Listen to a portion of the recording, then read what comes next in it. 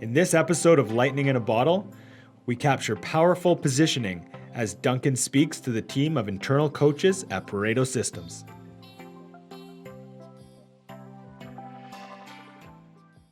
This team in Dallas, they are poster boys. I mean, they have bought in to everything, our philosophy, our process, everything. It's actually quite miraculous.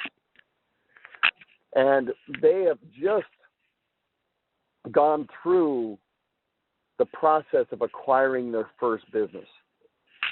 So they are franchise ready.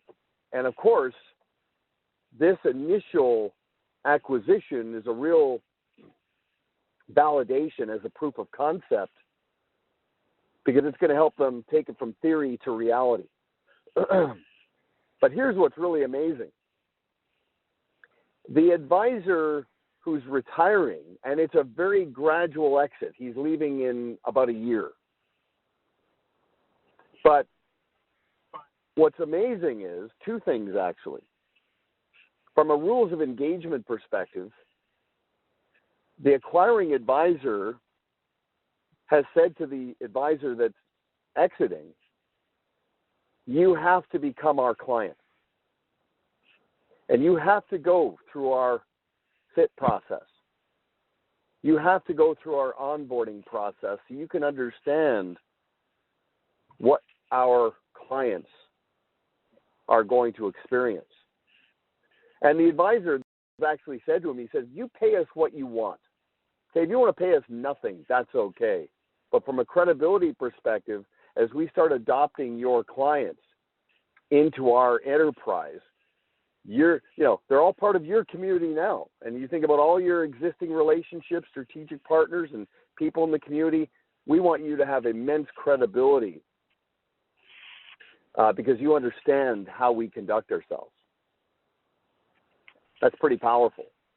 Now, the other thing about this is, and some of you have heard me talk about this before as well, but I often say, your clients have continuity and succession and family investment legacy issues themselves.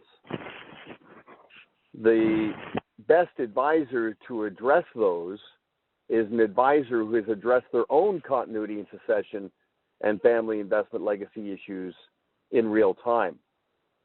Now, it's interesting, and Scott, you might remember this from that mastermind we did in Illinois there. I used the analogy of the Sherpa, right? So, in the spirit of facts tell, stories sell, you all know the story of Tenzing Norgay, right, who took Reverend Hillary up to the Everest.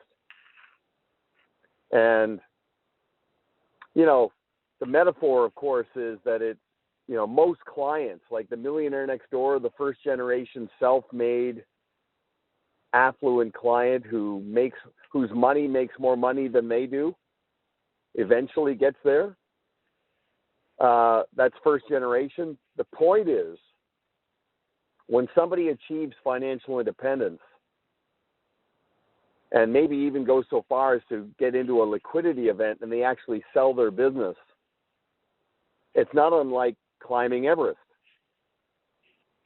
The amount of effort and planning that went into that expedition to plant the flag on the top, it's incredible how much work that is. But the climber doesn't hire the Sherpa necessarily to get them to the summit.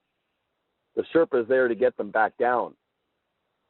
So when somebody sells a business, they're still looking at the rest of their lives, the back half of the journey. And when we say, we've got a process in place and you can't outgrow the process, you grow into the process.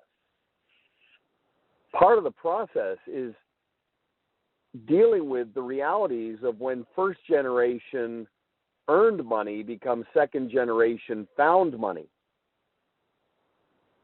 And the whole concept of the suddenly affluent.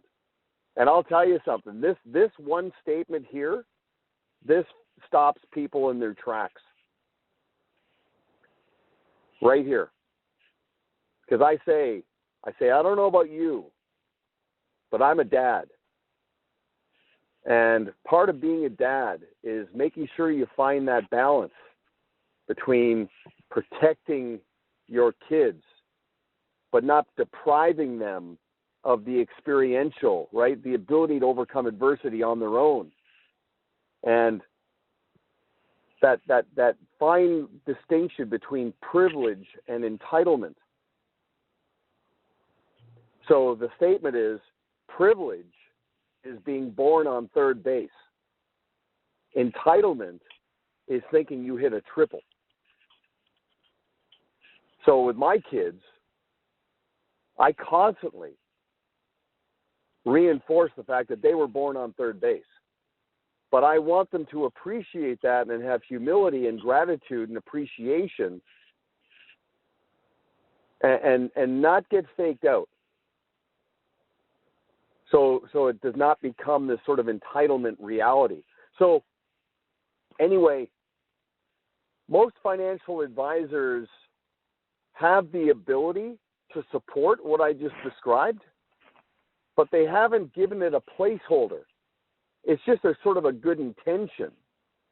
The thing about the 7 pillars and that pillar for estate and continuity and succession, and also the value-added pillar, everything I just talked about, that's where that lives. That's the placeholder for it. So it's not just that the advisor is a good person, it's the fact that this is all part of their process. So I just wanted to share that with you guys.